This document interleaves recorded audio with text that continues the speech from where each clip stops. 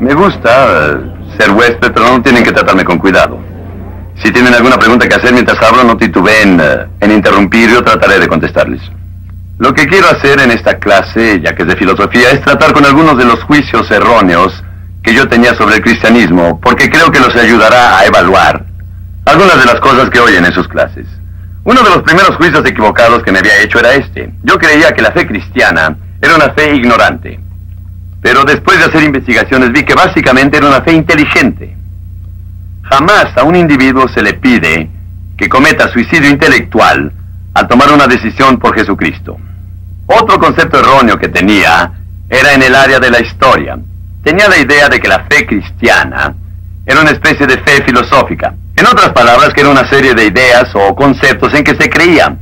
Pero después de estudiarla, descubrí que la fe cristiana es una fe histórica. Está basada en la vida de su fundador, Jesucristo, y sobre un evento en la historia, la resurrección. Y esto nos lleva a la pregunta de cómo se define la historia. Pues yo defino la historia como el conocimiento del pasado, basado en testimonio. Hay un problema con esa definición. ¿Alguien aquí sabe cuál es? ¿Es fidedigno el testimonio? Eso es. ¿Es fidedigno el testimonio? Entonces tomemos las escrituras. ¿Son fidedignas? ¿Acaso se pueden verificar? ¿Se pueden investigar hoy día? Yo creo que sí. Bueno, está en su derecho, pero... Déjenme darles un ejemplo. En una clase de historia hice el comentario de que yo creía que había más pruebas de la veracidad del Nuevo Testamento que de cualquier 10 libros de la literatura clásica en conjunto. Y naturalmente el profesor se burló de mí. Yo le dije, a ver, ¿de qué se ríe, amigo?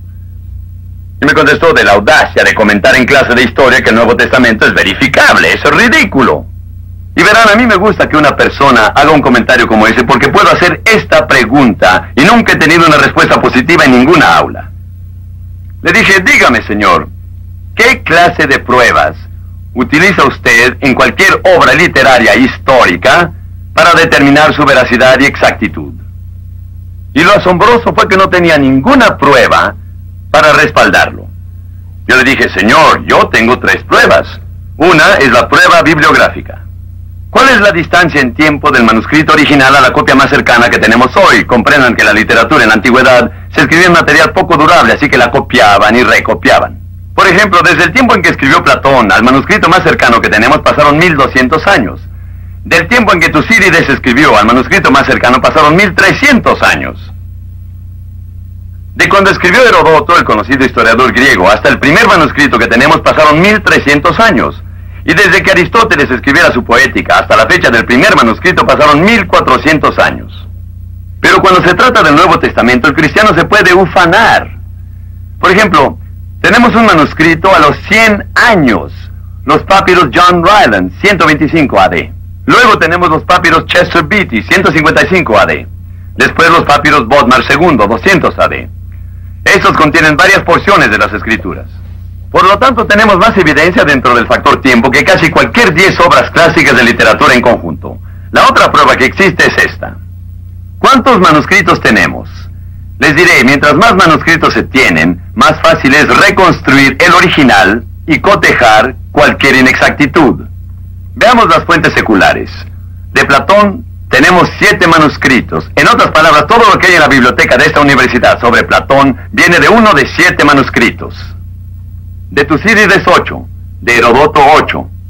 Todo lo que hay en esa biblioteca sobre Aristóteles y su Poética viene de uno de solo 5 manuscritos que se hicieron 1400 años después de su muerte.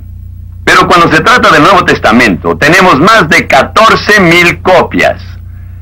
Creo que las pruebas de que el Nuevo Testamento es digno de confianza son tanto más sólidas que las de cualquier obra literaria de la antigüedad.